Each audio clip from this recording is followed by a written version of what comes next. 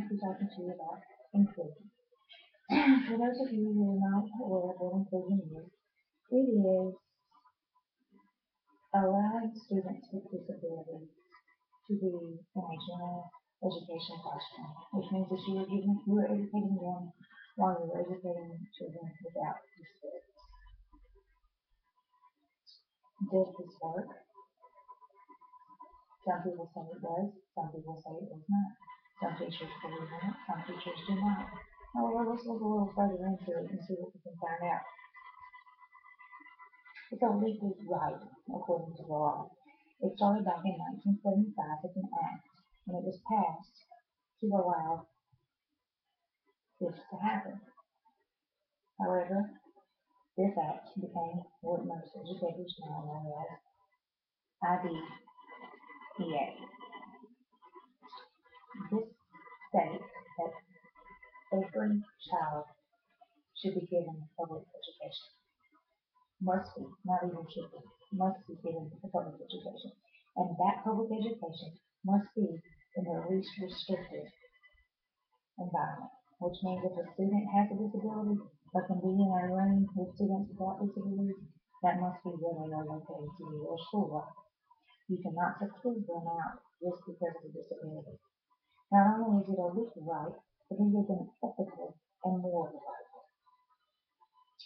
These children are still children. They should still have the right to be educated just like any other child. These children should not have limited access to an education. We should be able and be willing to educate these children in the same way that we want to educate other children and help each and every child to succeed. Excuse me. These children are just like every other child. They benefit from things. Some children benefit from being in a room with others. They run better from being in a room with others. They pick up on things that their peers are doing, and they learn from their peers. Therefore, if they did not have this, it would be harming their education. And acceptance. Inclusion helps other children be accepted to these children who have disabilities instead of looking at them as an outcast or looking at them saying, oh, there's something wrong with them, or not even knowing how to communicate with these children and how to involve them in things. These are all things that inclusion helps. Now, after this, there's also a civil right. All people are created equal, right? Therefore, just because a student has a disability does not mean that they cannot be educated. It does not mean that they cannot learn. We must give them that chance. Our classrooms. Our classrooms cannot be classrooms that are set up to harm these children, to make it harder for them to learn. We have to set up our classrooms in ways that are inviting to all children, that are helpful to all children. We have to make the room student friendly, which means if you have a visually impaired student, don't make your room cluttered. Don't make your room to where they can trip over things. Allow them to sit in the front of the classroom. Don't put them in the back and expect them to read what's on the board in the front. We have to make it to where they want to learn, that they're willing to learn. Communication. Communication between the student and the teacher should always be open. You have learning disabilities. Again, we'll go back to visual. Not only as a teacher should I write the instructions on the board, I should verbally tell the instructions. Therefore, communication is open between every student in my classroom before every student knows what is expected of them. And assignments. Make sure your assignments are something that each and every single student in the room can accomplish. Don't make it to where you have fine print that, only the 20/20 vision can clearly see, and expect somebody with 2100 vision to look at it and know what to do. It's going to be a blur. They can't see it. They're not going to do well. They're not going to accomplish things. You have to be sure that you have a positive environment, no matter what the situation is for these children.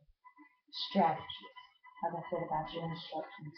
Make sure your instructions are friendly for everyone. Everyone understands what is going on. Activities. Make sure your activities will be something all students are capable of doing. That if you have a group activity going on, make sure each person in that group has something they can do to understand what is going on and to learn and to further their education. Creativity. Use your imagination. Something that you might not do for one class, you're able to do for another class because of disability. And because there's a way that you can involve each and every student to do something. Inclusion, which means including everyone involved in the class of that. Think about you. Think about yourself when you're doing that. How would you feel if you really couldn't do what was being asked and there was a group of people that could?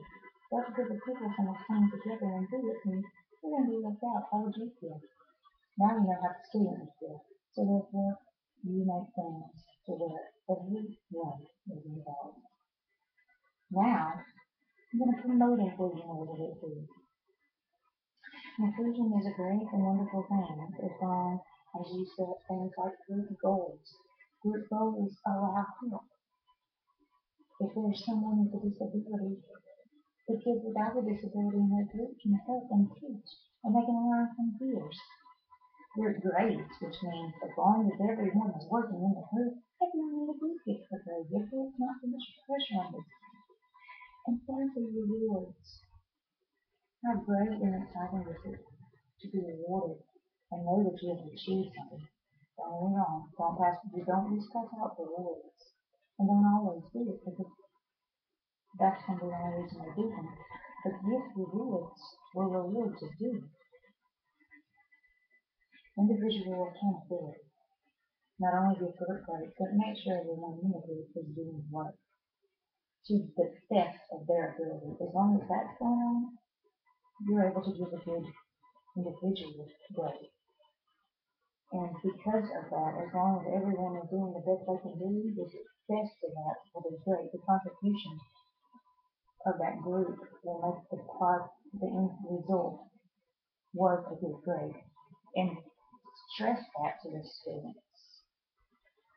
And not only that, the grades in the class for something like that, for like a group project, you need to be sure you do it on an individualized needs. Someone who is blind can't read, so don't ask them to read something and then grade on it. Simple concepts such as that. Who offer the phone? Who offer the phone is a must when promoting inclusion and making it work inside your classroom. Inclusion is not what happens now. Inclusion helps the desired ending. It helps everyone. It makes everyone into the best they can be. And for that, I think inclusion is a great thing that has come into effect in our school system.